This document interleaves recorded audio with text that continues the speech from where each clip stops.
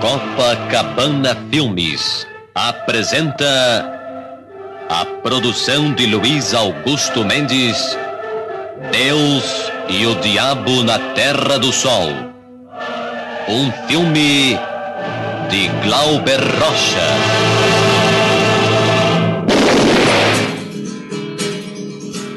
Vou contar uma história, na verdade é imaginação.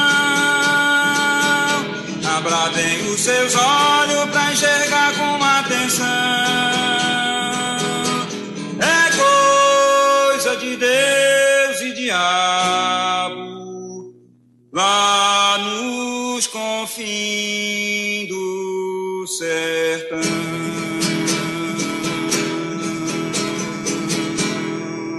Fala pessoal, começando agora o seu podcast do cinema clássico. Andando com remorso,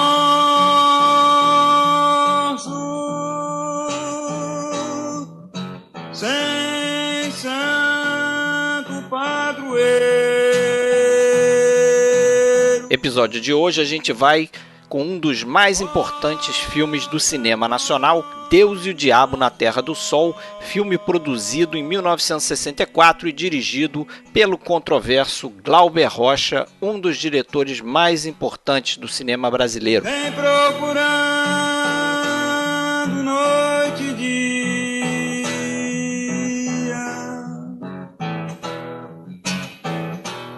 Deus e o Diabo na Terra do Sol, junto com outras produções aí do período, formaram o que depois se convencionou chamar de cinema novo brasileiro. Foi uma verdadeira revolução no cinema nacional e saiu daqui lá para fora, inclusive aí servindo de influência para cineastas do mundo todo que tiveram contato com a obra, principalmente através do Festival de Cannes de 1964, quando esse filme foi exibido e foi muito aplaudido e celebrado.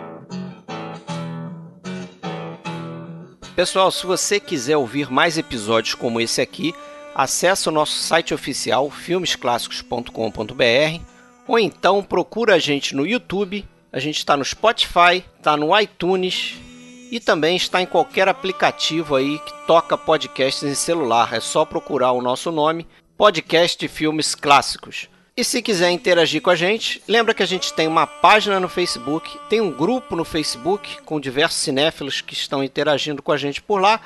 E a gente tem também um perfil na Filmou. Basta procurar o nosso nome, Podcast Filmes Clássicos, ok?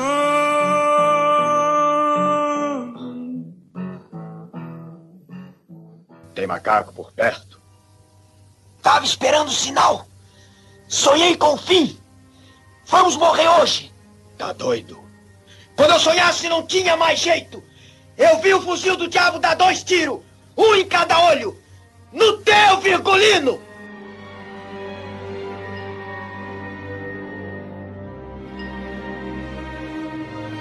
Bom, galera, voltando então ao nosso papo aí quinzenal, fazendo aquela conexão internacional com San Diego, onde está lá Alexandre Cataldo. Fala, Alexandre.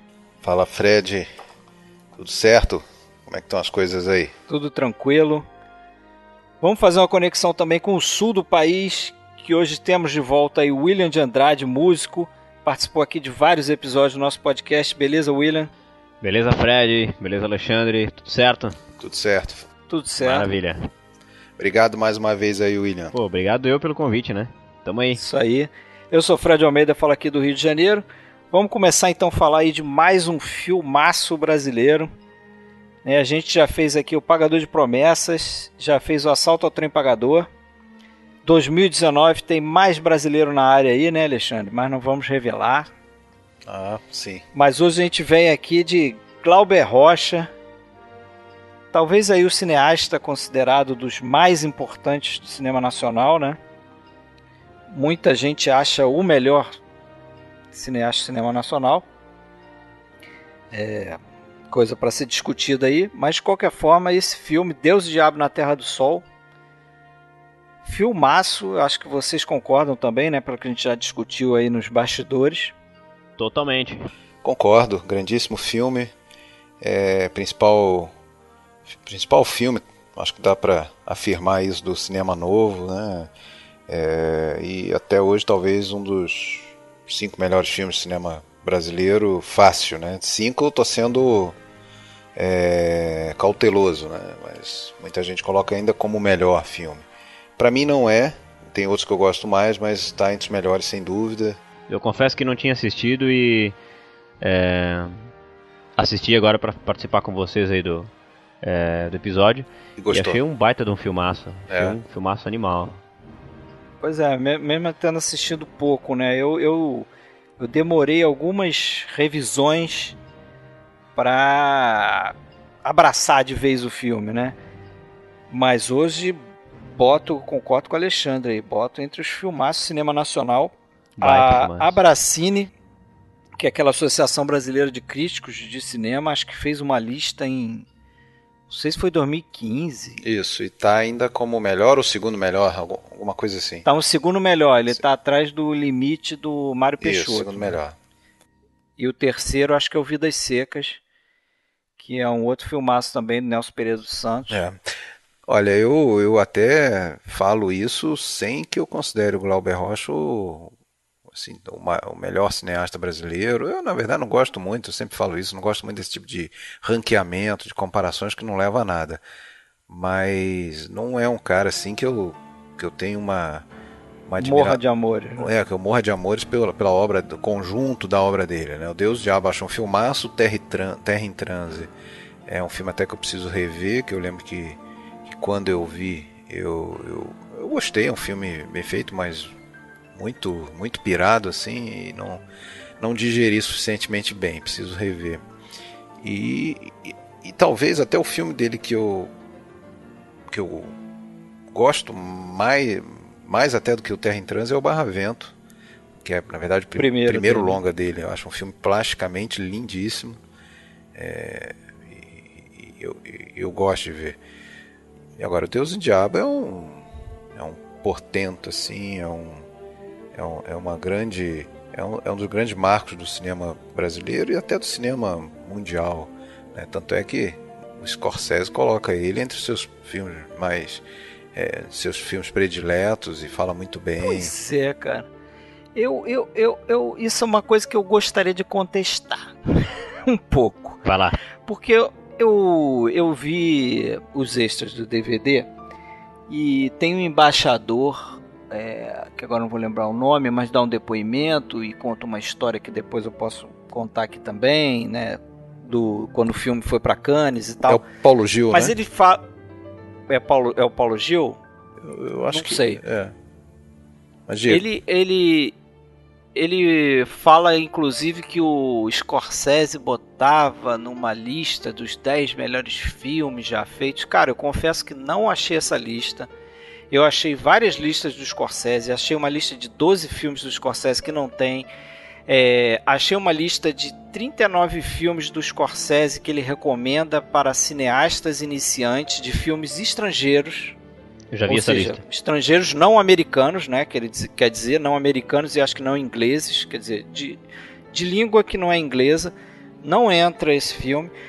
Tem um depoimento que eu vou postar lá na nossa página, no site.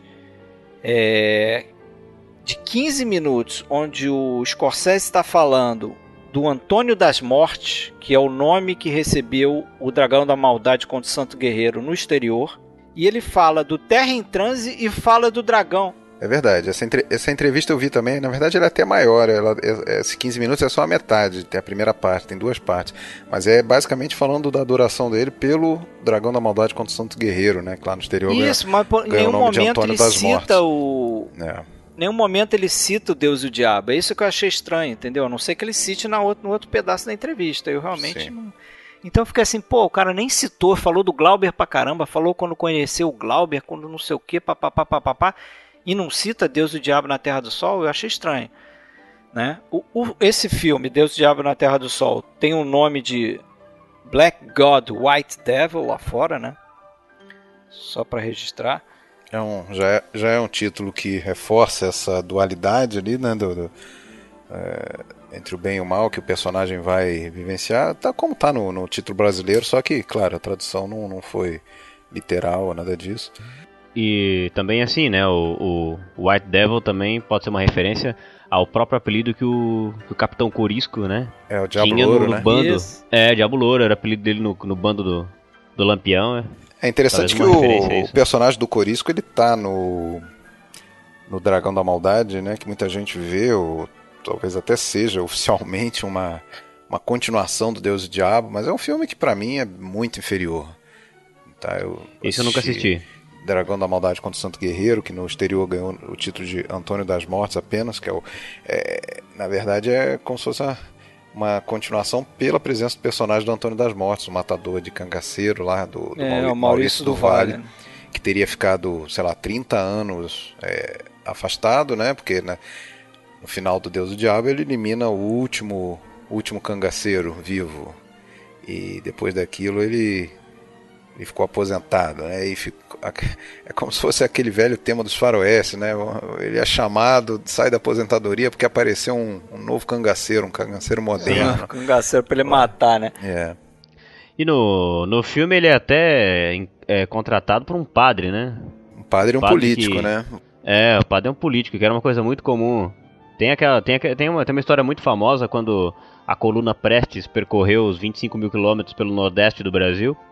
E tinha essa história de que o Padre Inciso, né? O Padre Cícero teria negociado com o Lampião para proteger aquele como é que se juntar ao exército patriótico para proteger eles da coluna Prestes, né?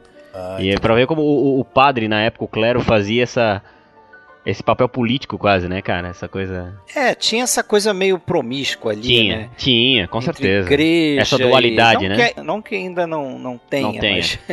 Mas tinha... Acho que no filme o Glauber bota ali faz esse caldeirão aí, mistura essa promiscuidade ali entre governo, igreja. E até assim, o Alexandre falou da dualidade entre o bem e o mal, mas eu acho que é uma mistura. É uma mistura, né? algo muito maior. Você não sabe o que é o bem e o que é o mal, por isso que a impressão que eu fico é que, assim, é um filme o muito Glauber rico. tá dizendo que não tem solução do jeito que tá aquilo ali, né? O Manuel e a Rosa, eles são jogados de um lado pro outro, né? Eles têm a experiência com o Beato, que seria o caminho de Deus, mas o cara tem uns métodos esquisitos, né? Sacrifício de criança, usa violência, usa não sei o quê. E quando o Beato morre, o Sebastião morre, ele acaba lá no bando do cangaceiro. Que é uma outra forma de tentar resolver aquele problema que está ali, mas também usando violência e na base da faca. Eu vejo esse filme como uma história, aliás, como a base da maioria, de 90% dos roteiros de filmes mundo afora, né? Surge dos conflitos entre diversas forças. Só que nesse filme, se você parar para pensar, a gente tem diversas forças antagônicas ou que se aproximam em algum momento. Você começa dentro do núcleo ali do casal, a gente já tem uma divergência, né, do Manuel com a Rosa. Ele muito mais crédulo, acreditando em esperança, e ela cética o tempo todo, ela sendo mais a consciência, né? Puxando, acho que nesse filme puxando ela mais pro chão. Força consciente mesmo. E os dois estão massacrados entre as forças da natureza, né? Que seria um terceiro polo, a seca, essa coisa toda, e condições impossíveis de vida naquela região, e por outro lado da exploração do homem pelo homem, né? Aquele tema recorrente na obra do mundo inteiro, né? Não só do Nordeste brasileiro, mas aqui a gente está trazendo essa realidade para o Nordeste brasileiro, mas não estamos inventando a roda, o Glauber não inventou a roda, o Cinema Novo não inventou a roda ao denunciar isso, né? Quando você tem lá no, sei lá, Sindicato de Ladrões, você tem a exploração do homem pelo homem, quando você tem diversos outros filmes, você vai ter isso também, mas ali então você vê o coronel que quer levar vantagem sobre ele, e a igreja também. Então eles, esmagados entre essas duas forças, eles vão fugir por alguma medida extrema, né? E na verdade tem dois extremos nesse filme, né? O extremo por um lado e para o outro lado do fanatismo religioso, que aliás tem aí também um contexto histórico muito forte, né? Remete a Canudos, Antônio Conselheiro, se bem que isso aí já era coisa do século XIX, final do século XIX ainda. E quando isso também se revela uma furada, vão para o outro extremo, que é o extremo do banditismo. Do cangaço. Do banditismo. Né? Ou seja, não tem uma solução normal, boa, pacífica, e tanto não tem que até hoje é assim, né? Até hoje estão esperando o sertão virar mar, né? Estão esperando o sertão virar mar. Eu acho até que o Fred usou uma expressão muito, eu acho, emblemática para traduzir isso no filme do Glauber Rocha, que é o caldeirão que ele fez ali, né? Porque eu acho impossível não falar de Canudos quando se fala Deus Diabo na Terra do Sol, porque ele faz uma referência completamente descarada, né? Realmente escancarada mesmo. Essa coisa do cara montar capela e aldeia lá no monte, como o próprio Antônio Conselheiro fez, né? No povoado de Canudos. E no filme é o Monte Santo, né? É, o Monte Santo, E ele inclusive tinha essa profecia. Ele dizia que o sertão ia virar mar, o mar ia virar sertão, que essas pessoas que estavam ali esperando isso iriam ser agraciadas, né, com essa dádiva e tudo mais. E é louco porque isso acontece ali no finalzinho do século XIX, e automaticamente ele fica sem essa... Ele e a Rosa saem dessa jornada, né? Começam pelo caminho que seria o caminho de Deus e terminam no caminho do diabo, tanto que ele é batizado pelo Corisco como Satanás. E ele encontra o Corisco já no fim do cangaço, que é uma coisa que vai acontecer em 1938 com a morte do bando do Lampião, né? Embora o Corisco tenha saído vivo daquilo, mas ele morreu logo na sequência daquilo ali, então ele faz esse caldeirão, né? Acho que é possível não citar Canudos, não pensar em Canudos, e ao mesmo tempo eu tava até pensando sobre a contemporaneidade do filme. Eu fiquei pensando sobre isso, assim, ele misturar esses acontecimentos que são históricos para a história do Nordeste, né, do Brasil, esse período da história, e fiquei pensando que, embora ele marque essas datas, eu considero ele ainda um filme atual, bicho, porque eu acho que o tema central dele ainda é a sobrevivência, né? Mesmo que seja premiado por esses acontecimentos históricos, ele é um tema sobre a sobrevivência. E o êxodo, o rural, essa coisa do pessoal que é do Nordeste, tentar sobreviver àquela terra que é árida, que é seca, que às vezes é até inóspita, é uma coisa que prevalece até hoje, né? Existe isso. O meu pai é de lá, né? O meu pai é sergipano, é um cara que saiu de lá no final dos anos 60, aos 17 anos, e veio fugido disso, assim. Eu cresci ouvindo ele falar que uma criança que chegava a ter 1 ano de idade nos anos 50, meu pai nasceu em 54, então a criança que chegasse a ter 1 ano era um vencedor. Se chegasse a ter 10, era um milagre, era considerado um milagre, assim. Então, de 10 crianças que nasciam, morriam 8, assim. Então eu acho que eu fiquei pensando sobre isso, né? Como o tema central do filme, na verdade, gira em torno da sobrevivência. Então eu considero ainda um filme atual por conta disso, mesmo que ele tenha essas datas. E ele é totalmente atual com a época que ele foi feito também, né? Uhum. Porque ele foi lançado semanas antes do golpe de 64 ali. Uhum. E tem essa mistura toda, né? Tem relação com as coisas que estavam acontecendo na época, sem dúvida. Até por isso ele teve perigou ali não ser autorizado, né? Ele sofreu. Na verdade, ele foi para Cannes. Exatamente. Tentaram tirar, né? O governo militar tentou tirar ele de Cannes, né? Mas acabou. Eles abordaram o embaixador brasileiro e pediram para ele entrar em contato com o diretor de Cannes, pedindo para o filme não ser exibido e retornar a cópia. Só que eles ainda estavam para ver o filme, os militares. E aí eles fizeram uma sessão lá que parece que o coronel lá viu. Era o Figueiredo, inclusive, o chefe do SNI na época. Foi o Figueiredo. Era o Figueiredo.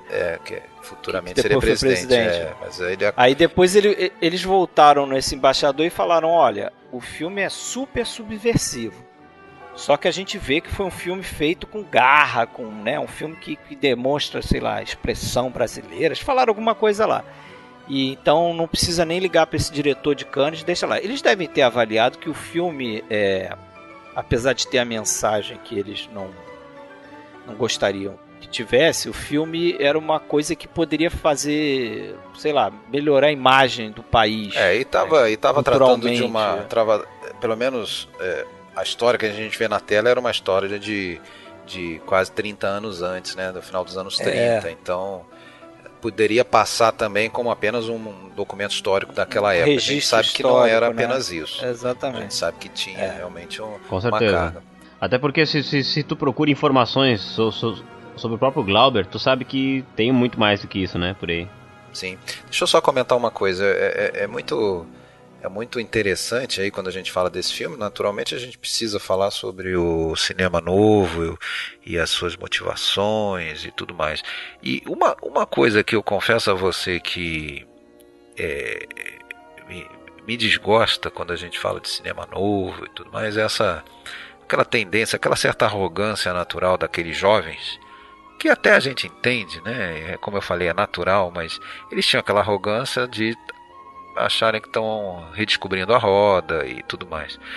Vamos falar agora, não vamos fazer filmes puramente comerciais, né? Aí uma clara referência às chanchadas da Atlântida, que eram filmes popularíssimos, mas comédias bobas, urbanas em sua maioria e tal. Vamos mostrar vamos mostrar a realidade brasileira. E inclusive os principais filmes dessa época, que foram esses primeiros anos ali do cinema novo, o início dos anos 60 e tal, dá para citar 3 filmes ali: Os Fuzis do Rui Guerra, O Vidas Secas do Nelson Pereira dos Santos e o Deus e o Diabo. São 3 filmes que se passam mais ou menos ali no mesmo ambiente, né? Ambiente nordestino. Eles chamam até de trilogia sertaneja. E se cunhou meio que essa coisa de que esses filmes mostram o verdadeiro Brasil. Eu discordo um pouco disso, porque eu acho o seguinte: o Brasil é uma nação continente, tem muitas realidades diferentes. Então, se você vê, por exemplo, hoje um filme como Tropa de Elite, que mostra a favela, problemas da violência urbana do Rio de Janeiro, né, a favela, o envolvimento do governo, a corrupção, essa coisa. Esse filme mostra também uma realidade brasileira. Por que não? Sim. Né? Claro. Ou se você mostra uma cidade de Deus e tudo mais. Mas eu acho que o impacto e o diferencial é que estava mostrando uma outra realidade, talvez que não aparecia nas telas. Exposição, que não aparecia.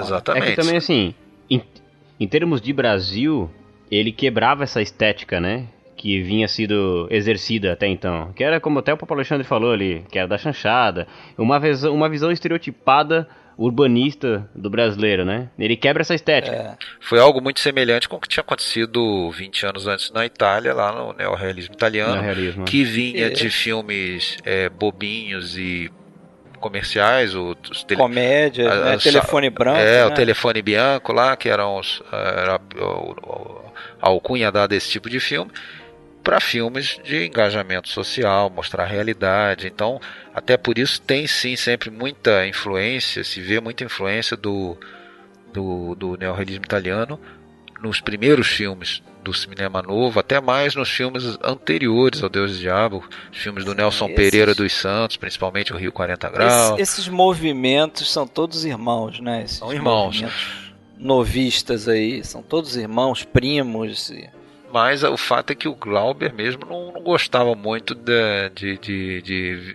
dessa afiliação ao neorrealismo italiano, tanto é que ele próprio queria estar muito mais aproximado do Eisenstein lá e da montagem, né? Ele faz até uma homenagem ali, né, naquela morte lá na escadaria, que tem aquele massacre que tem na escadaria, no Deus e o Diabo. Algumas pessoas enxergam aquilo como uma homenagem a isso, ali no Monte Santo, ali, né? Na igrejinha, no caminho da igreja.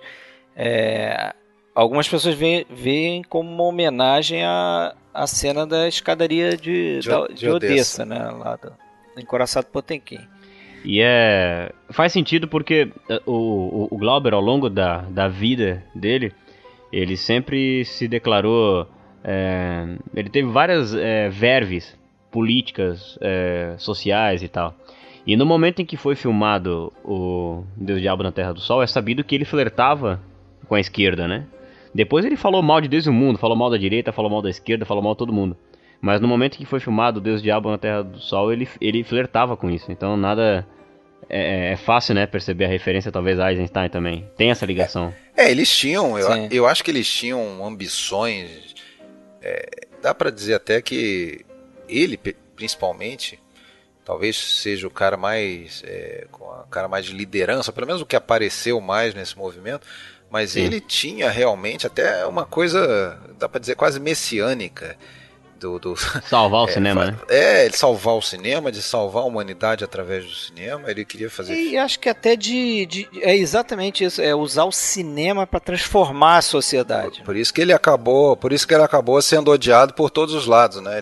Sabe que isso, cara, eu acho que não só uma característica do Glauber naquele momento, mas é uma característica, eu acho que específica da própria década de 60, né? Em outros países, em outros continentes, existia essa... Como é que eu vou dizer? Essa intervenção messiânica. Não, vamos mudar o mundo através da arte, assim. Na música foi assim também, né? Na literatura.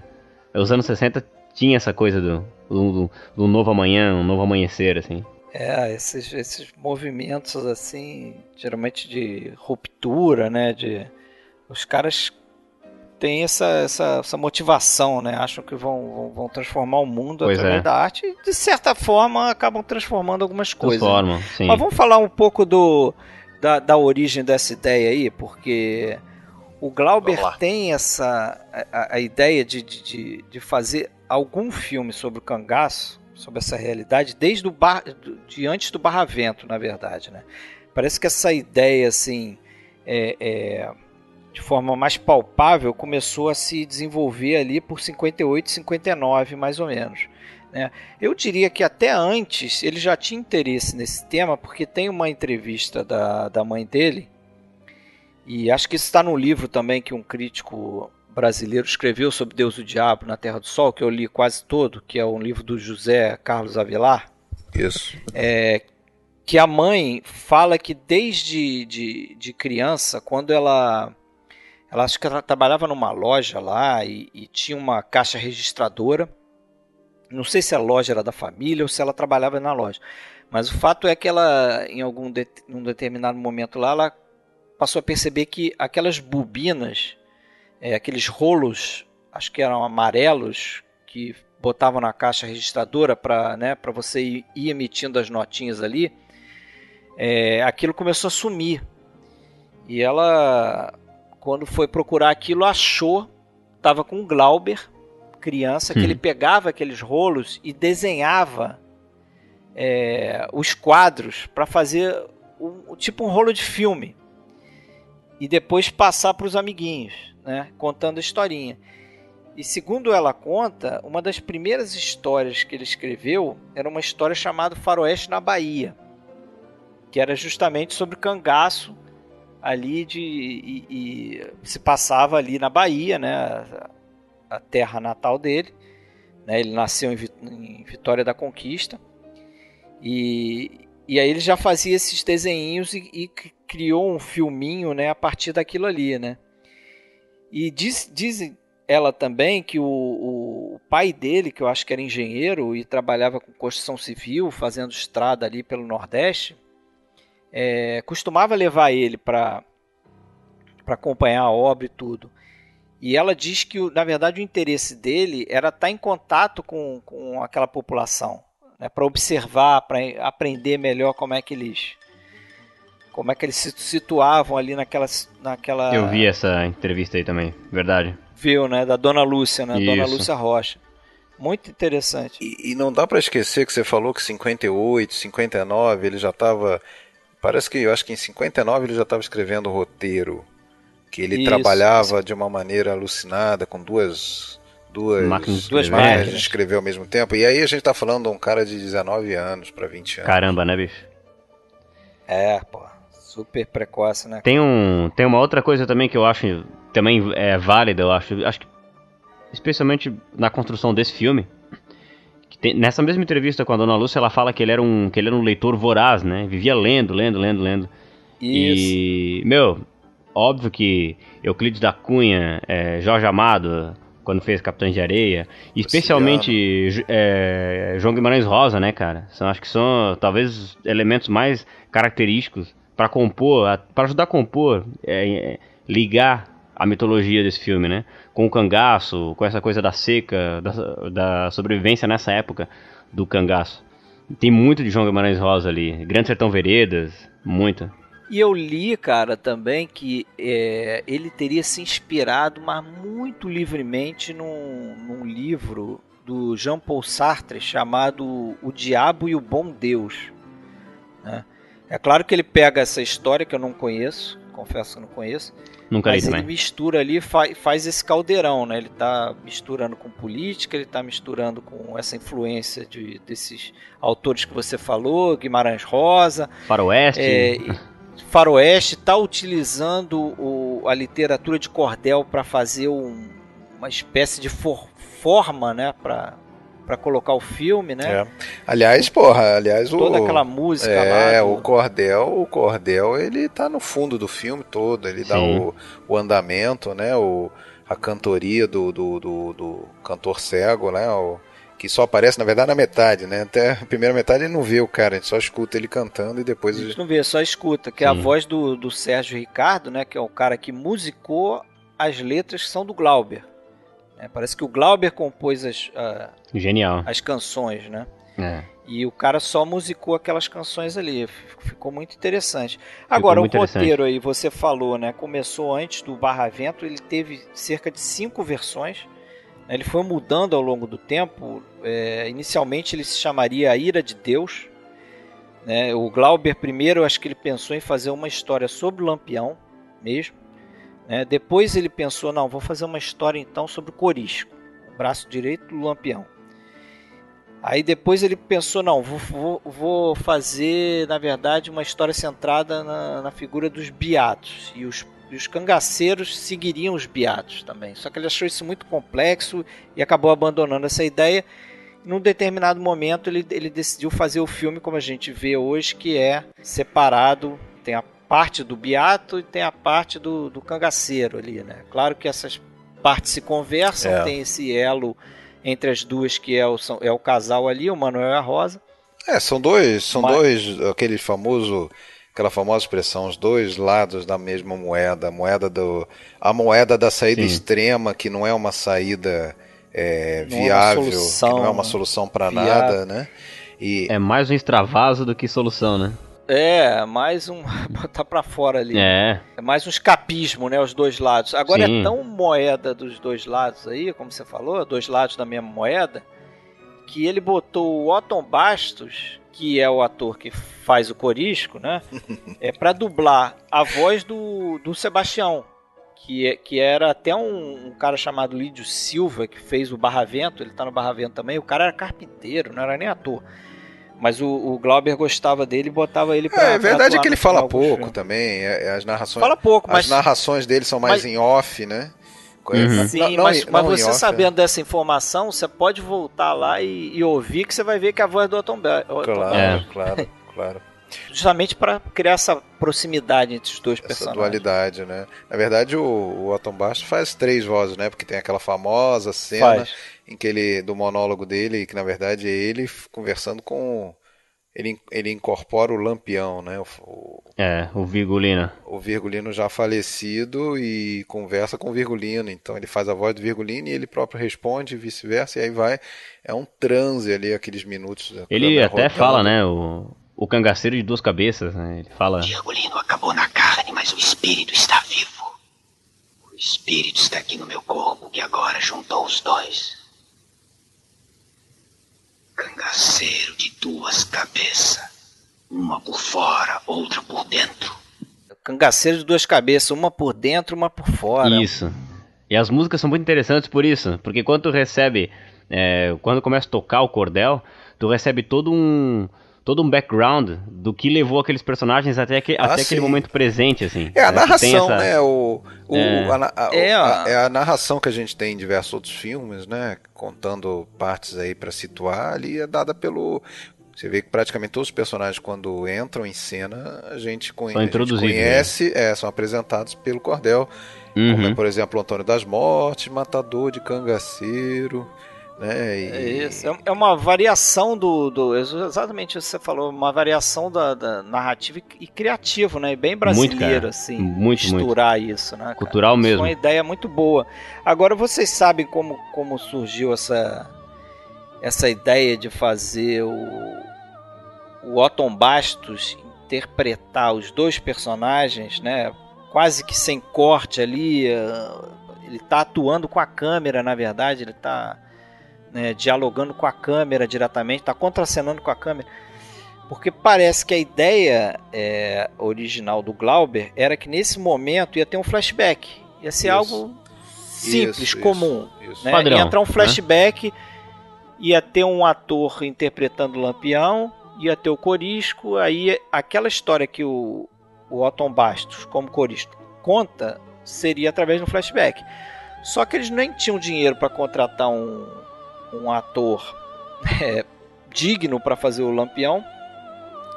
E, na verdade, eles até perderam, entre aspas, o ator que faria o Corisco, porque quem faria o Corisco era um cara chamado Adriano Lisboa. E parece que eles esperaram 15 dias para esse cara aparecer, esse cara não apareceu. Aí o Glauber saiu lá de Monte Santo, correndo para Salvador, foi atrás do Otton Bastos, convenceu o Otton Bastos a fazer o Corisco. E nessa viagem de carro entre Salvador e Monte Santo, que durou acho que umas 14, 15 horas, é que eles começaram a desenvolver como é que seria o personagem do Corisco na pele do Otton Bastos. E aí eles chegaram nessa ideia, falou, pô, não tem ninguém para fazer o Lampião, vamos tentar improvisar, você faz os dois, entendeu? E aí, porque parece que o Glauber, cara, ele tinha um método de dirigir os atores que era assim, tipo, ele fazia o roteiro, como a gente já falou, ele fez 5 versões do roteiro. Aí, só que quando chegava na hora de filmar mesmo, e ele fala isso nesse livro do Avelar, assim, que praticamente não sobrava nada do roteiro a não ser diálogo. Os diálogos que ele tinha escrito, mais ou menos, estavam ali nos personagens, nos atores. Os atores falavam isso no filme. Só que a forma de fazer a cena, ele instigava os atores a improvisar, a quebrar o que estava ensaiado, inclusive. Ele escrevia o roteiro, ensaiava, e chegava na hora e falava, não, faz diferente, faz não sei o que. Naquele jeito, Glauber lá. Tanto que a atuação dos atores, depois eles dublavam por cima, né, em estúdio. Isso. Sim. Justamente pro cara ficar ali do lado, não, olha pra esquerda, olha pra direita, não sei o que, não sei o que. Ele falava coisa, muito, né? Ele era muito vocal, né? No próprio neorrealismo rolava muito isso, né? O cara fazer o filme e ficar do lado do cara, não, olha pra lá, grita agora, chora. E depois dublava e ficava tudo bonitinho. Imagina, cara, tu atuar assim, deve ser uma loucura, né? Inclusive na novela Vague também a gente lembra do Incompreendidos, né? Sim. O Truffaut falando daquela cena final do filme que o Antônio do Anel corre, que só foi possível filmar aquela cena justamente porque o som podia ser captado, seria dublado depois em estúdio, né? Porque o barulho ali era de ruídos ali eles fora. Não usavam som direto, né? Não usavam som direto. Agora, estamos falando muito de Bahia, tudo. É importante lembrar, né, que realmente a corrente baiana aí na formação do cinema novo foi muito forte, né? Não só o Glauber, tem vários atores, você citou o Otton Bastos e diversos outros e diretores, outros também, como tem lá o Roberto Freire, né, que fez A Grande Feira, que fez o Tocaia no Asfalto, o Orlando Senna e alguns outros grandes nomes aí do cinema brasileiro. Mas ganhou uma força maior porque se juntou um pessoal do Rio ali, pessoal do Rio, de São Paulo, né? Nelson Pereira dos Santos, na metrópole, né? O Leon Risma, né? O pessoal mais antigo, né? O Rui Guerra, o Nelson Pereira, que já tinham algum nome. O Luiz Carlos Barreto, né? Que hoje é talvez mais lembrado como um grande exibidor, né? mas ele Grande produtor, né? Do cinema nacional. produtor e exibidor, mas mas tem alguns nomes que hoje até muita gente não fala mais deles, mas você falou aí Leon Risma, talvez um dos mais importantes, né? O Paulo César Sarraceni. O Sarraceni, pô, o do Risma mesmo, pô, você tem só eles não usam black tie, São Bernardo, A Falecida, pronto, já Porra, você tem 3 filmaços. Dá pra fazer uma trinca aí de filmes do Leon. O nome que a gente tá esquecendo também é do Cacá Diegues, né? Do Cacá Diegues, né? Que, pô, fez o Gangazumba de Maceió, ali. né? Ele é do Nordeste. Na mesma época ali do Deus do Diabo, ele tava fazendo ali o Gangazumba, que é um filme que também foi para festival internacional. Teve um ano, acho que foi 64, em que teve filme brasileiro em todos os festivais internacionais importantes, em Berlim, se eu não me engano foi os Fuzis, foi para Berlim. Foi, os Fuzis acho que foi para Berlim. Tinha também, só para complementar os diretores, tinha o Joaquim Pedro de Andrade, né, que fez o Macunaíma. Não só, né? O Padre a Moça, o Garrincha. O Padre a Moça também, o Garrincha depois, né? Tem o Arnaldo Jabor. O Arnaldo Jabor, é verdade. O Jabor era exatamente, ele era meio aprendiz ali, né? Isso. Café com leite. Mas muita gente nem sabe, né? Muita gente vê ele como o próprio Cacá Diegues, né? Hoje em dia é muito mais lembrado como diretor aí de filmes mais... Globo Filmes da vida aí. Ligado ao Globo e tal. Agora você falou uma coisa interessante aí, quer dizer, várias, mas uma que eu queria puxar o assunto, que é o seguinte, você falou desses filmes, né, brasileiros indo para festivais e tal. Já sei o que você vai falar, mas diga. Eu já devo ter falado isso antes, mas eu tenho uma teoria que eu acho que alguns poucos momentos que o cinema brasileiro é muito de ciclos, né? Você tem um ciclo lá de Campinas, no início do cinema brasileiro, tem o ciclo lá de Cataguases, aí tem Humberto Mauro, não sei o quê. E ele vive de esforços individuais, praticamente. Esforços individuais, quase isso, né? Pequenos grupos e baforidas, assim, nunca teve uma indústria sólida, consolidada, como o Japão, mesmo, né? Como a Suécia, como... Não, exatamente. Estados Unidos. E são épocas, né? E são épocas, assim. Parece que aquilo se forma, vem pra superfície, respira e volta, né? Isso, mas onde eu quero chegar, assim, são épocas e épocas, assim. Na minha percepção, tem alguns momentos em que você pode dizer que o cinema nacional, ele tá, assim, não deixa nada a desejar o cinema lá de fora. Entendeu o que eu quero dizer? Tipo, claro. Você pega, tipo, Deus e o Diabo na Terra do Sol, pega o Vidas Secas e vê os filmes que estavam sendo feitos lá na Europa, nos Estados Unidos, você fala, porra, esse filme brasileiro aqui tá influenciando gente lá fora. Sim. Sim. Agora, não era isso que eu achei que você ia falar, não. Mas o que eu vou aproveitar um ensejo... Não, o que eu vou aproveitar um ensejo para falar é que a gente está falando de filmes do cinema novo, que tomaram de assalto aí os festivais internacionais no início dos anos 60, mas quem abriu as portas para isso tudo foi quem? O cara que foi execrado pelo seu Glauber por essa patota no início, que foi o Anselmo Duarte com seu Pagador de Promessas, né? Palma de Ouro em Cannes. Né? Inclusive, as filmagens do Pagador de Promessas lá na Bahia, o Glauber Rocha estava presente lá para aprender, para se aprimorar, aprender com... Depois ele deu uma descascada no filme. E ele, que é um cara que declarava que não estava preocupado com sucesso, com festivais, esse tipo de coisa, o que a gente sempre escuta coisas desse tipo, mas na verdade a pessoa gosta disso, sim, gosta do sucesso. Tava ele lá com seu smoking. O próprio Glauber era uma pessoa bastante controversa, né? Ele tava com seu smoking lá 2 anos depois em Cannes e tal. Então, não é bem assim. Agora, isso pra mim é o principal motivo de eu ter um pé atrás com essa galera, porque eu não em lugar nenhum eu gosto disso. Eu não gosto lá dos cineastas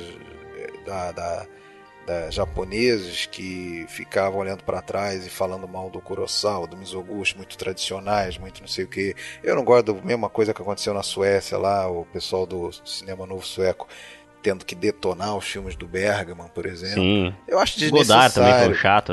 Eu acho desnecessário isso.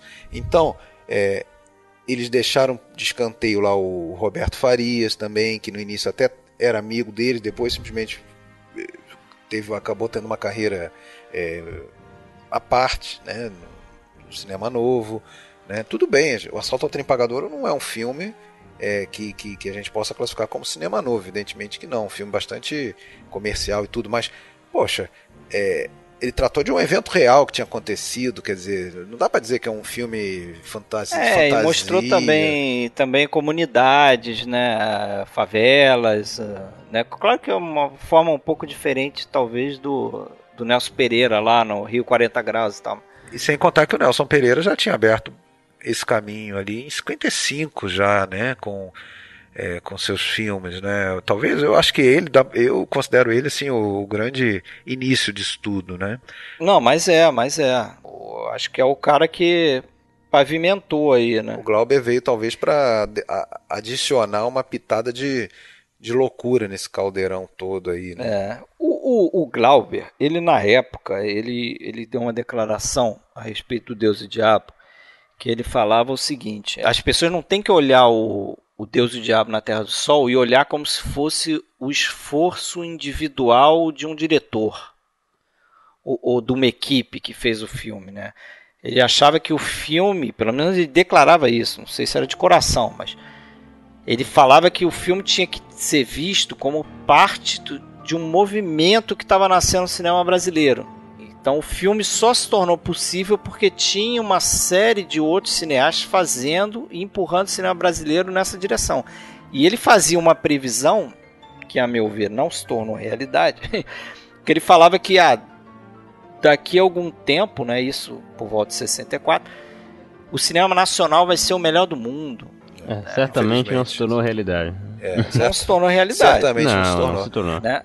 Até acho que porque depois aconteceram coisas que, né, botaram o cinema nacional na lama de novo. Claro. Mas foi focado, né? Esse esforço individual, artístico, foi focado.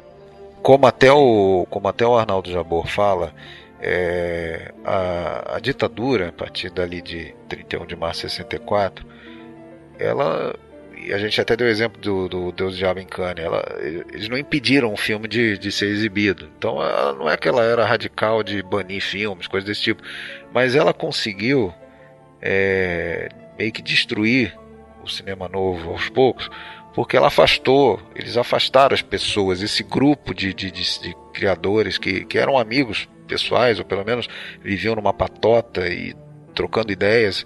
Pô, a gente tem um exemplo inicial ali daquele filme 5 vezes Favela, em que tem 5 curtas de 5 diretores e um montava o filme do outro, aquela coisa, trocando conhecimento, e meio que eles separaram. Aí passou a ser uma carreira isolada de cada um, né? Deixou de ser assim um movimento. Como movimento acabou, dá para dizer praticamente que acabou em 60, sei lá, 5. Glauber saiu do país também, né? Passaram a ser carreiras individuais. Aí cada um segue a sua carreira. Aí eventualmente sai algum filme que alguém pode, eventualmente continua saindo algum filme que alguém podia alinhar com o cinema novo, mas não era mais aquele como você acabou de falar do Deus e o Diabo, que o próprio Glauber falava que era uma criação de um grupo, né? Era um produto de um grupo de pessoas, um conjunto, não era mais, aí passou a ser produtos individuais, né? E até também assim a própria, acho que a perseguição mais acirrada do governo militar na época foi ele no início dos anos 70, né, que o negócio começou a ficar mais chato mesmo, que a galera começou a ser mais perseguida, começou a perseguir a galera mesmo, começou a torturar a gente. E não à toa tem esse boom de pornô chanchada, né, no final da década de 60 e década de 70, quase toda, início da década de 80, né, que era o cinema escapista, né, até alguns diretores do cinema novo, acho que acabam fazendo filmes assim. Sim. Né? De porno chanchada, porque era como você podia trabalhar, cara. Sim. Entendeu? E esses caras eram até acusados de serem os isentos, né?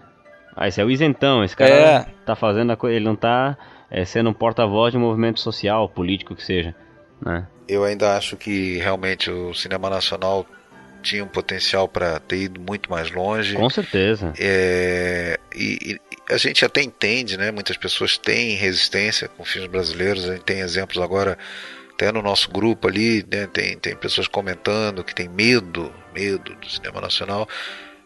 Tudo bem, muitas vezes você está se baseando no que é hoje, né? Hoje Claro. a gente sabe o que se tornou aí, sei lá, 80% da produção nacional padrão Globo Filmes e comédias sem grandes pretensões, né? Mas como cinema sério, como filmes importantes, ele poderia ter ido mais longe. Tem preconceito, Com né, certeza, cara? tem preconceito. Eu acho até, assim, saindo dos cinéfilos, né, das pessoas ditas cinéfilas e tal, colegas de trabalho, por exemplo, tem essa noção, assim, eu já ouvi de pessoas falando, cinema nacional é só sacanagem. Entendeu? Sim, palavrão. Assim, porque acha que cinema nacional é só porno chanchada.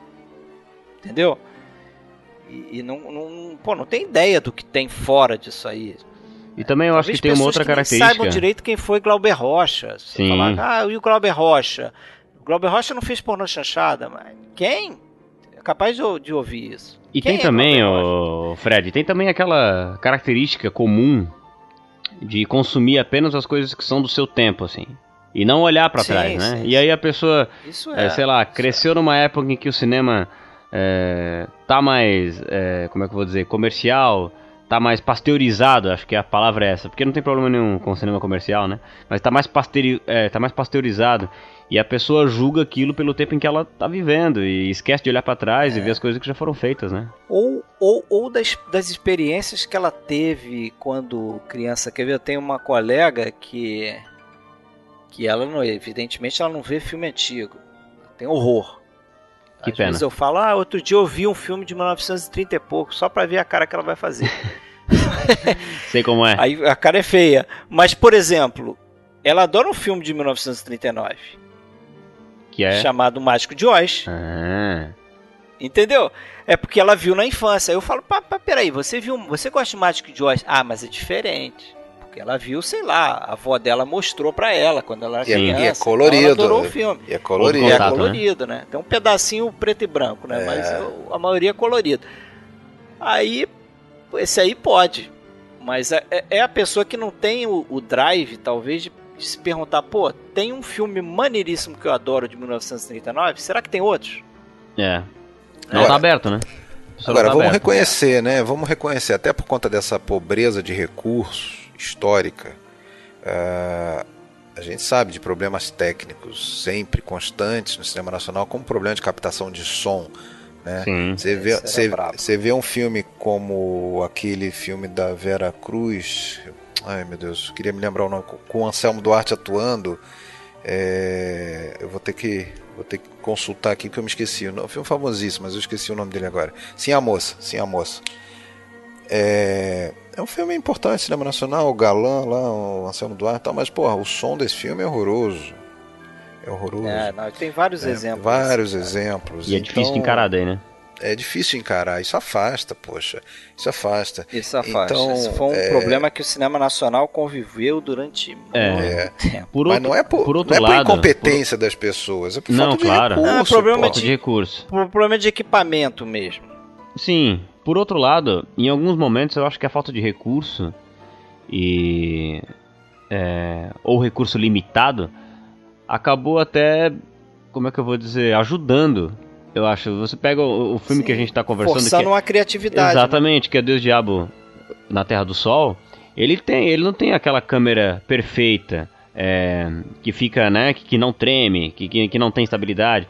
Ele tem essas características imperfeitas. Na mão, direto. E que, por se tratar daquele tema, por se tratar daqueles personagens, por se tratar daquela coisa suja, inclusive, ele acaba fazendo parte de sem querer, de um conceito, né? Acaba se tornando... É uma imperfeição que acaba se tornando perfeita, na verdade.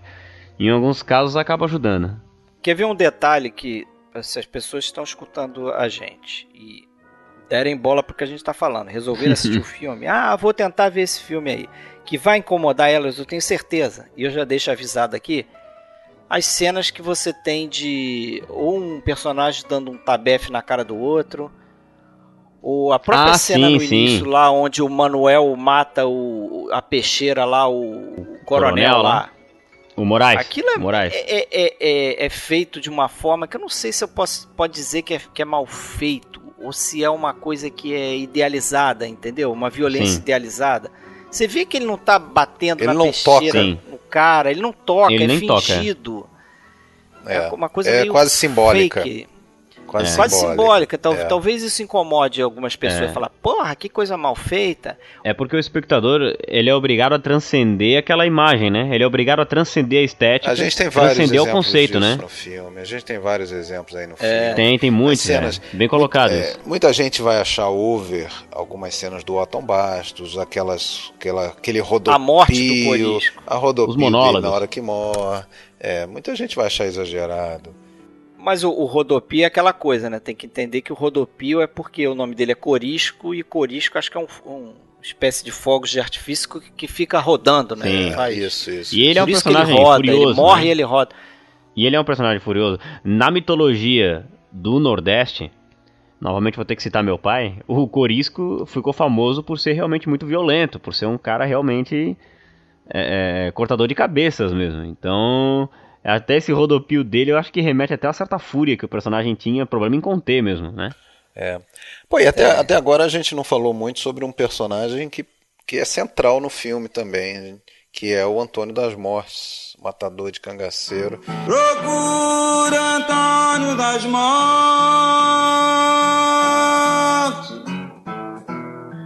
todo mês de fevereiro. Interpretado aí pelo Maurício do Vale, repetiu o papel no filme, outro filme do Glauber de 69, que é o Antônio das Mortes, né? O Dragão da Maldade contra o Santo Guerreiro. E detalhe, no mesmo ano de 69, ele está num outro filme, que agora não me lembro dirigido por quem, chamado Dadá e Corisco. E ele faz o Corisco. Ele não faz o matador, ele faz o Corisco. A lenda de Corisco, uma coisa assim. Mas é um personagem enigmático e personagem dividido, né? Porque ele para começar, ele não é matador de beato, né? Então ele já tem que ser... os caras já tem que convencer ele a fazer aquilo ali, que pra ele é fora do... Tem que dobrar a grana. Fora da crença dele, né? Ele vai... E é engraçado que ele não mata o Beato, né? Ele não mata. Quando ele chega, ele não mata. Quem mata é a Rosa. A Rosa. Né? Ele só ganha fama. Quem mata é a Rosa. E ele ganha fama. Isso aqui é engraçado. Né? Governo da peste. Mataram o Virgulino também. Mataram o Virgulino também. Governo de uma peste. Mataram o Beato e mataram o Lampião. Mataram o Beato, mataram o Virgulino. Quer dizer, ele ganha fama. Isso eu acho interessante. E a figura dele é totalmente... Eu acho que vocês vão concordar. É totalmente vinculada com... o western, né? O western spaghetti, né? Completamente. Cara? Não parece uma figura ali, tipo Clint Eastwood, lá, o lourinho lá, o cara de poucas palavras. Sobretudo. A figura dele, né? Um heavy. O Maurício do Vale é um heavy, que seria o heavy. Um lobo solitário aí do Oeste. A figura dele... Você sabe que ele foi inspirado, o personagem dele foi inspirado num cara que matou o Corisco, de verdade, que era o tal do Major Rufino. Major Rufino. E que o Glauber conversou com esse cara antes de fazer o filme. E José Rufino. Esse Major Rufino, Major José Rufino, ele conta como foi, né? Parece que ele contava assim, cada vez que ele contava essa história, ele contava de forma diferente. Mas a forma que tá o que tá no filme é o que ele conta pro Glauber. Que legal. Né? Que ele diz que ele troca tiros com o Corisco e com a Dadá. E a Dadá esposa, né? dá tiro nele, é a esposa do Corisco lá, ele dá tiro na Dadá, ele acerta a Dadá, ele fere a Dadá. E isso parece que aconteceu de verdade, e isso está no filme também. E ele mata o Corisco, né? Ele pergunta pro Corisco antes, se entrega, ele fala aquilo, se entrega ao Corisco, o Corisco diz que não vai se entregar, e depois ele atira no Corisco, o Corisco está morrendo, ele pergunta pro Corisco, por que você não se entregou? Né? E aí ele fala mais ou menos o que ele fala, acho que em outro momento do filme, né? Ele fala, tipo, eu não me entrego porque eu não quero morrer preso. E aí ele pergunta o nome, qual o seu nome? Aí o cara fala, Major Rufino. E aí ele teria morrido e as últimas palavras dele seriam, mais fortes são os poderes de Deus. Que o Glauber mudou no filme para mais fortes são os poderes do povo. Parece que a partir dessa história que o Glauber finalmente se decidiu que a história seria sobre Corisco, entendeu?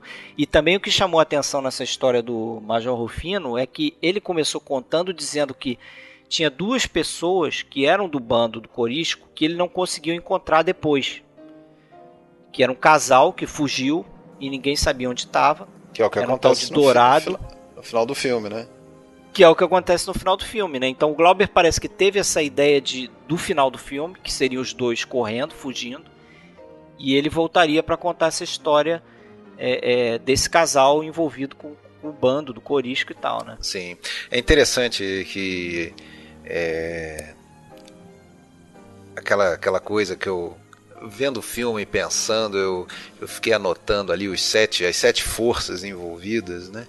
E você pode ver o filme que cada cena é o embate de 2 delas ou de 3 delas, ou a aproximação. Começa no plano inicial, né, quando o Manuel primeiro tem aquele longo plano geral do sertão, assim, né, que você não vê o horizonte, só vê a terra seca, e depois aparece o Manuel, ele entra em cena, mas antes de a gente ver o Manuel, a gente já vê aquele boi, o esqueleto lá, cabeça do boi morto, né? Uhum. E então, assim, você já sabe que é um ambiente hostil. Sim, e aí você vê o homem. Um cenário inóspito, então ali, né? você já tem o homem versus natureza, aquela coisa, ele já sem condição de viver ali, né? E ele chega, volta para casa, tá a mãe dele lá, tá a mulher, sem palavras, né? Ninguém se fala, e aquela amargura, aquela coisa, né? E ali já começa o antagonismo dele com a mulher, né? Seria a segunda força do filme, né? Ele tem esperança, né? Ele quer, né? Ele quer ir, né? Ele conta lá do Beato e tal, pode ser um caminho, e ela não quer nem ouvir falar daquilo, né? E por aí vai, né? E até o final do filme, baseado nesses conflitos entre que movem a história. É muito, muito bem marcado isso em termos de roteiro, e é muito bacana, muito bem feito, eu acho. Com certeza. E eu acho, assim, você faz essa reflexão. Você falou aí da personagem da Rosa, né? Que é a Iona Magalhães, né? Você não... É interessante olhar pelo o lado do personagem dela, porque ela começa, quando tá com o Beato, ela é aquela cética que você falou. Ela parece que é a voz da razão ali pra ele, né? Sim. Ele tá completamente fanático por aquele caminho ali da redenção religiosa, não sei o quê. E ela tá, não, vamos sair daqui, aqui não tem nada, aqui só tem a terra árida, a gente vai morrer de fome, não sei o que, só tem miséria, vamos sair daqui. Só que depois que tem a cena do sacrifício, e tô dando uma porrada de spoiler, né? Mas tem a cena do sacrifício lá do bebê, e ela mata o Beato. O personagem dela muda, né? Ela muda, ela entra num transe também. E aí ela tá só... Parece que ela tá só, né? Quando ela vai... recebendo a informação ali. Né? Tá anestesiada. Tá anestesiada, o que acontecer, acontece, que se dane. Ela tem um envolvimento lá com a Dadá, né? As duas ficam se olhando, tem uma coisa quase que... Não sei, meio lésbica. Meio de um lesbianismo, não sei. E aí ela não parece que exatamente tá anestesiada, cara. O que acontecer, acontece. Ela se envolve com o Corisco. Tem coisa isso. Aquela cena do beijo do Corisco nela, né? E, aliás, aí entra algo que a gente não comentou ainda, né? Que é além da trilha sonora lá das músicas de cordel feitas pelo Sérgio Ricardo, tem também a inserção de trechos das baquianas brasileiras do Vila Lobos, que o Glauber adorava, e especialmente na abertura do filme a gente escuta trecho, né, de Baquianas Brasileiras, e nessa cena do beijo também, aquele trecho talvez até mais famoso, Baquianas 5, é uma cena bem bonita, assim, né, que eles ficam se rodeando, assim, a câmera rodeando os dois também, meio que se estudando ali, até que, né, como quase animais selvagens, assim, né. Mas elas se atracam ali. Mas ela realmente está nesse transe, né? Ela já não sabe de quem que ela é, enfim. Ou pelo menos parece que está no transe, né? Porque no final realmente a gente vê uma esperança ali de volta a uma vida normal, não sei. Pelo menos a gente vê os dois fugindo com vida. Bom. E vê o mar, né? A gente depois tem uma sequência aérea do mar. A gente gosta sempre de falar o nome dos atores, até porque, pô, é o mínimo que a gente pode fazer, citar o nome de grandes artistas, a maioria deles já falecido. Eu acho que dos principais aí só o Otton Bastos ainda está vivo com seus 85 anos, né? A Ioná faleceu também? Faleceu tem 3 anos, a Ioná Magalhães. Faz pouco tempo, o Otton Bastos, inclusive, não sei se já lançou. O último trabalho que eu sei dele, ele fez o Getúlio Vargas num filme. Getúlio Vargas não, desculpa. Tancredo Neves num filme. Ele faz o Tancredo Neves. Eu acho ele um baita do ator, cara. Agora, a gente falou do Otton, a gente falou do Maurício do Vale, Ioná Magalhães, você até falou do Geraldo Plínio, Del Rey. Né? Faltou falar o nome do Geraldo Del Rey, que era considerado um cara muito empenhado, né? Muito Caxias como ator, tanto é que ele fez questão de pegar uma pedra de verdade lá de 20 quilos para aquela cena em que ele faz ele vai ajoelhado carregando a pedra, ele tá carregando aquela pedra e aquela câmera cola nele, a câmera na mão, e a gente fica cansado de ver aquela cena. Sim, dá uma agonia ver aquilo lá. O Glauber mesmo ficou preocupado, né, que falou, porra, se esse cara se machuca, acabou o filme. E nessa cena final, em que os dois saem correndo, a Ioná conta, né, que você viu isso também, né, que ela todo mundo já sabia da fama do Geraldo, né, então sabia que tinha que ir correndo. Ele ia correr até o final do mundo. Né? Disse que, bom, ele vai correr até cansar, mas eu não vou entrar nessa, então teve um momento lá que ela se jogou. Chão, né? Conta a história que aí o Glauber falou assim, continua correndo, Geraldo, não olha, não deixa a Ioná. Não sei se foi bem isso, porque você nota no filme que nesse momento que ela cai, tem um corte. Tem um corte para um outro ângulo, aí só ele correndo, né? Que é uma coisa até meio estranha, né? O casal tá fugindo, a mulher cai, o cara vai continuar correndo, foda-se. Tá nem aí. Ela tá no nível ali de loucura, né? Fugindo e coisa. Salve quem puder. E depois vem as imagens do mar, né? Que inclusive, curiosidade, não é mar da Bahia nem nada. Aquilo foi uma... Imagem de arquivo? O Glauber... Não, aquilo foi uma imagem que eles fizeram depois, e o Glauber foi convencido pelo Cacá Diegues, pelo Paulo César Sarraceni, pelo Valdemar Lima, que é o fotógrafo do filme, pelo Walter Lima Júnior, que é o assistente de direção, que depois virou um diretor famosinho no cinema nacional. E eles convenceram, você tem que fazer uma tomada do mar, você tem que botar o mar no final, o sertão vai virar mar, né? Vai fechar legal o filme, não sei o que. Ele acabou convencido. E eles fizeram essa tomada aérea depois em Cabo Frio, cara. Aquilo que a gente vê é o mar de Cabo Frio aqui no Rio de Janeiro. Não tem nada a ver com a Bahia. Aí ficou uma curiosidade. Outra curiosidade legal que eu achei na história, não sei se vocês viram a história que a Dona Lúcia conta, que o Glauber, ele não estava certo de que nome ele ia dar pro filme, né? Então tinha esse A Ira de Deus, e depois ele começou a se convencer de chamar de Deus e o Diabo na Terra do Sol. Só que ele não queria falar para a filha dele que o nome do filme tinha diabo no meio. Então ele contou para a menina, falou, se alguém perguntar, diz que teu pai tá fazendo um filme na Bahia, lá no Monte Santo, que se chama Deu Goiaba na Terra do Sol. E a criança repetia isso, meu pai tá fazendo um filme, Deu Goiaba na Terra do Sol. Figura, né? Então era o problema dele com essa figura do diabo aí. Você falou de Cabo Frio, né? O pessoal gostava daquela região, né? Se eu não me engano, eu ia falar do Limite tanto tempo antes, não, mas eu acho que o Limite foi em Itaguaí, Mas teve um curta aí de alguns membros aí do Cinema Novo, o Sarraceni era um deles, o chamado Arraial do Cabo, um curta, eu acho que 17 minutos, tem no YouTube. É considerado aí um dos primeiros filmes aí já dessa patota, curtas dessa patota. Na mesma, ali na região dos lagos. Que 60, foi mais ou menos a mesma época que o Glauber lá na Bahia estava começando fazendo seus primeiros curtas, lá o Pátio, eu acho que é de 59. E é isso. Agora, o Geraldo Rey, ele tem uns traços de Alain Delon, só eu que acho. Ele tinha um porte de galã, né? Ele tá no Pagador de Promessas também, né? Que ele faz o bonitão, lembra? Faz o bonitão. O handsome. Isso. Como é que é o tá galã na da grande feira. O galã da grande periferia feira também. É isso aí. Também é outro baiano, cara.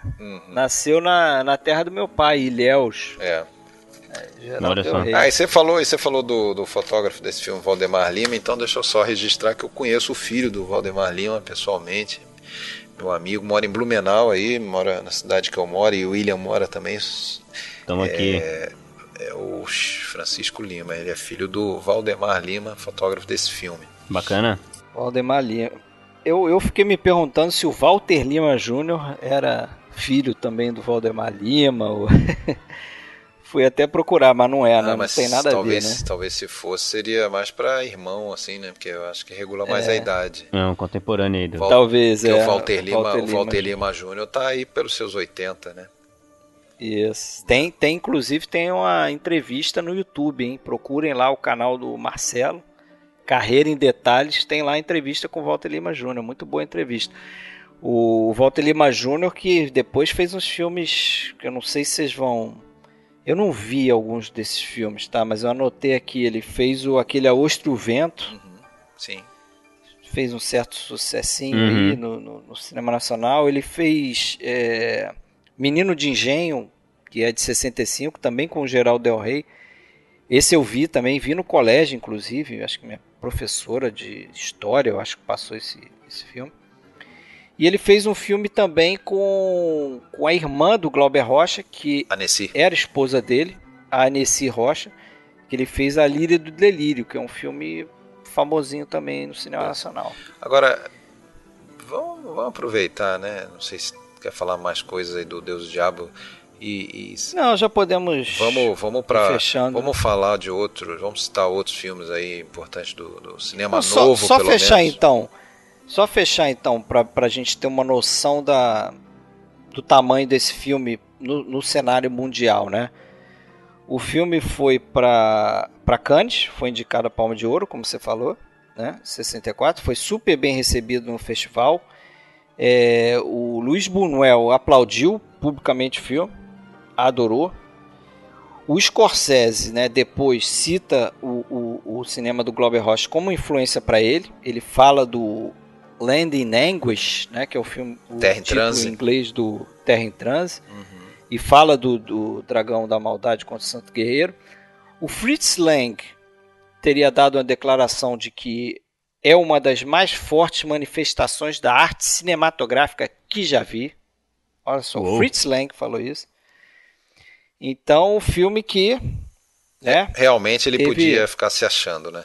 Ele podia ficar se achando. E é o segundo filme dele, né, cara? O segundo filme dele. E 24 anos, né? Ele tinha, né? Ele fez curta, né? Ele tinha 24, 25 tá anos. Tá louco, cara. Dizer, como é que não se achar, né, cara? O Orson Welles aí, brasileiro. Pois é, louco. Quase isso, né?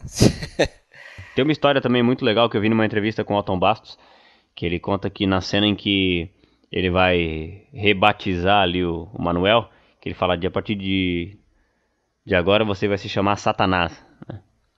E ele carregava um violão nas costas e o vento começou a fazer vibrar as cordas do violão. E ele conta que ele, o Glauber, as pessoas que estavam em cena ficaram muito emocionados. Parece que havia uma força ali participando daquela cena do filme, assim. Que é uma coisa característica, né, dessa superstição nordestina, né? Tem muito disso, assim.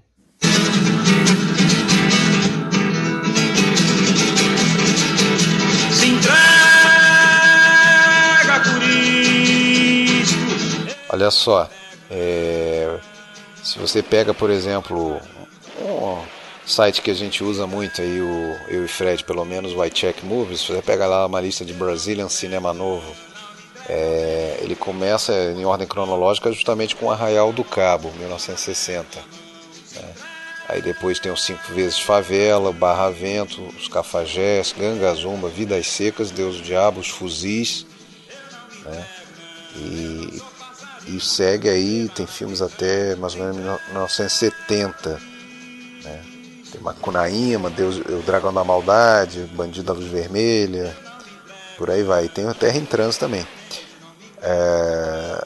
Mas como costumam ser esses movimentos que chegam com uma energia criativa, eles duram pouco.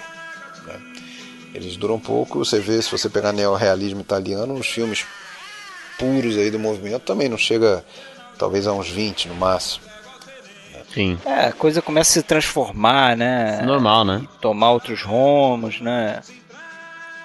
E tem outras coisas interessantes acontecendo junto também que às vezes ficam fora, né? Porque não são necessariamente relacionados com o cinema novo, talvez não classificados. Por exemplo, de 64 tem o Noite Vazia, que eu acho um ótimo filme, do Walter Hugo Cury. Mas aí só acho que filmes, talvez você possa ligar muito mais a uma novela vague, pura e simples. Já é uma coisa mais, né? Não é incluído realmente nesse...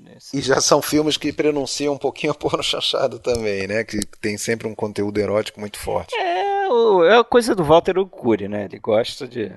A linha dele é essa, discutir a relação do ser humano com o sexo. Ele é um que dá pra dizer que ele teve uma linha muito particular, né? Apesar de ter dele o filme da Xuxa lá, né? Famoso. Famoso que como é o nome? Amor Estranho Amor. Amor Estranho Amor, que eu escuto de algum... quando eu falei dos meus colegas que citam, cinema brasileiro só tem sacanagem, eles acham que é o filme pornô da Xuxa. Claro. Mas não conhecem o Walter Hugo Cury, pô. Vamos só citar aí dois documentários interessantes que eu vi aí para preparar para esse podcast. Um foi o William até que indicou pra gente, né? Que é o Glauber, o filme Labirinto do Brasil. Labirinto do Brasil, que é um documentário bem interessante, eu achei. Documentário ali, eu acho que de 2003, se eu não me engano. Bem interessante. Tem uma narrativa bem interessante, porque começa com a morte do Glauber, aí ele volta pro primeiro filme que ele fez, volta pra morte dele, pras homenagens. Mas ele foca muito naquele momento final do Glauber mesmo, em que ele realmente estava um cara... revoltado, bastante insuportável, né? Insuportável, e ninguém mais queria, dizia que tinha se traído, criou um escândalo lá em... marginalizado, Cannes, ele se dizia Cannes, marginalizado no Brasil. Ele criou, ele fez um escândalo em 1980 em Cannes lá, porque perdeu pro Atlantic City. Perdeu pro filme do Louis Malle, Atlantic City, criou uma saia justa, fez um papelão lá. Fez uma passeata contra. E pouco depois voltou ao Brasil e morreu. Agora o outro é um filme aí, um documentário aí de 2016 chamado Cinema Novo. E é bem interessante, né? Assisti, gostei também. Eu vi, você assistiu também. Mas eu comecei a ver, não concluí. Mas como até a gente conversou em off, né, William? Ele fica dando volta naquilo, né? Sim. Dá uma insensada aqui ou ali, mas eu indicaria assim, se a pessoa já se informou mais ou menos sobre a gênese do cinema novo, aí é recomendável assistir, eu acho. Mas se tu não tem contato nenhum com a gênese, até com o conceito do que é o cinema novo, ele pode soar como algumas informações dispersas, assim. É difícil. Sabe o que eu achei? Ligar. Sabe o que eu achei? Eu não vi totalmente, mas sabe qual foi a minha impressão? De que ele tenta recriar um pouco da ideia experimentalista do cinema novo, fazendo um documentário sobre cinema novo. Eu concordo. Então ele junta diversas imagens, pedaços de filme assim que parecem aleatórios, mas eu não vi Não pode fazer assim? Mas então eu vou fazer. Parece isso. Mas me chamou a atenção porque ele faz uma montagem até já do início de cenas em que os personagens estão fazendo essa corrida Tem várias cenas assim, começando com essa cena final do Deus Diabo na Terra do Sol, em que Geraldo Del Rey e Yoná Magalhães estão correndo, fugindo, e depois aparecem outras cenas de corrida ou deslocamento de dois personagens, como no próprio Vidas Secas, lá tem o Átila Iório e a família. Um assalto no trem pagador. Tem um filme que eu até não identifiquei, que é o Migliatti correndo, Flávio Migliatti. E então eu fico pensando, pô, isso era bem comum, né? Cenas desse tipo, ou seja, alguém tá sempre fugindo de alguma coisa no cinema nacional. Deixando o passado pra trás. Exato. É isso aí. Mas vamos fechar, galera? Fechar. Bora. Vamos lá, então. Fechamos aí, então. Deus e o Diabo na Terra do Sol. O próximo episódio 100, meu caro. 100. Quem diria que chegaremos ao 100º episódio? Vamos chegar ao número 100. Passando por Deus e o Diabo, chegamos no 100º episódio, que vai ser a participação dos ouvintes. Desculpa, deixa eu te interromper, Fred, deixa eu te corrigir. Na verdade, nós já passamos do 100. Só que as pessoas não sabem disso ainda. Já passamos? Mas será o 100º episódio que você ouvirá se estiver escutando desde o início. Isso, certo? Isso mesmo. Que será um episódio um pouco diferente. Vamos conversar sobre diversos temas. Comemorativo. Com a participação de alguns ouvintes aí que mandaram perguntas e tal. Vamos ler as cartinhas dos leitores. Finalmente vamos ler as cartinhas. Não, vamos bater o papo sobre cinema, mas de forma diferente, né? Os áudios de WhatsApp, né? Isso, e se tudo der certo, teremos aí os 4... como é que a gente chama? Founding Fathers, os fundadores isso. Aí do podcast. O Marcelo e o Sérgio vão voltar. O William participou com uma pergunta, né? Isso mesmo. É isso aí. Mas o William volta aí para o que a gente fará em 2019, né? Porque estamos chegando também. Tamo aí. O William, cada vez mais presente, né? Já está se tornando quase membro fixo, hein? Pois é. Quem sabe não vai receber aí uma cartinha com uma promoção. Opa, né, véio? Quem sabe? É uma honra, bicho. Tamo aí. Vai ganhar aí. Beleza. Tem que pagar esse investimento aí, né? No headset aí que você fez, pô. Pois é, certo? Cara. Agora, pra quem não evidentemente não sabe dos bastidores, a parte mais divertida quando a gente tá chegando perto da gravação é que começam as imitações no WhatsApp, né? E vocês agora vão poder ouvir algumas delas aí que o Fred vai incluir na edição. Olha lá, hein, Fred. Aconselho a ouvir até o final.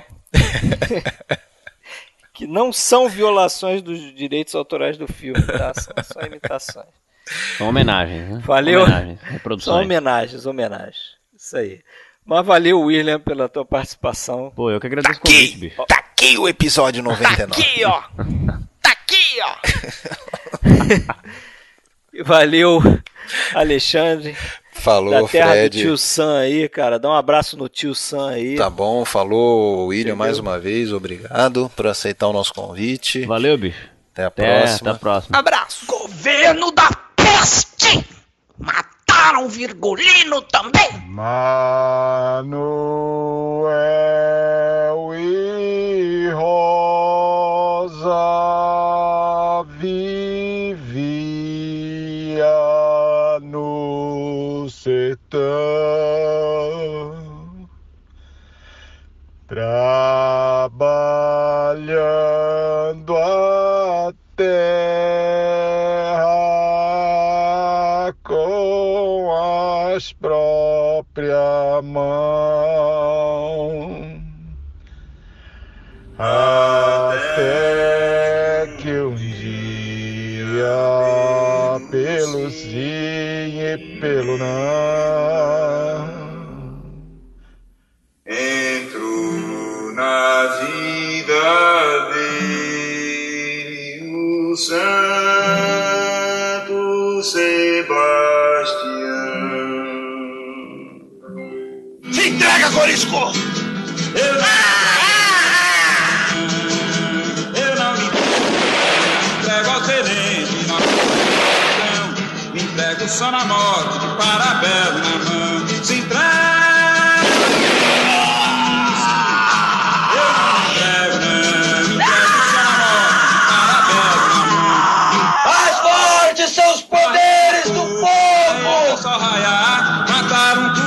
curisco, balear um dadá. Barreia, barreia pouco, barreia até só raiar. Matar um curisco, balear um dadá. O sertão vai virar mar e o mar vira sertão. O sertão vai virar mar e o mar vira sertão. Tá contada a minha história, verdade, imaginação. Dadá! Espero que o senhor tenha... Cabras!